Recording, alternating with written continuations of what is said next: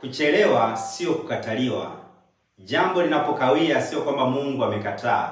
Katika maisha wengine wanapata mapema, wengine wanachelewa kidogo. Na wakati mwingine wale waliopata mapema wanaweza kuwaona ambao wamechelewa kana kwamba ni wavivu. Mungu amewakataa, Mungu ameamua waadhibu. Si kweli. Ndani ya maandiko matakatifu tunawaona wanawake wawili, Hana na Penina.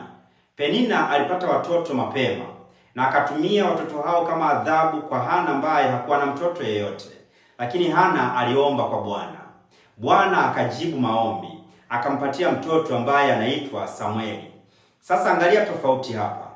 Watoto wa Penina walikuwa wengi, lakini hawatambuliwi kwenye maandiko matakatifu. Sifa zao hazitajwi popote.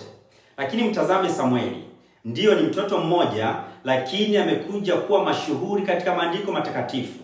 Amefanyika kuwa mfano wa kuigwa katika taifa la Israeli. Ameenda kuwatawaza wafalme. Ameongea kwa niaba ya Mungu. Ni mmoja mwenye matokeo makubwa. Umuhimu hautegemei wingi wa vitu. Umuhimu unategemea baraka ambazo Mungu ameziweka ndani ya kitu. Kuchelewa sio kukataliwa. Usiogope mambo yanapochelewa. Mungu anaandaa baraka kubwa sana kwa ajili yako. Jipe moyo, wakati wako utafika. Bwana akubariki.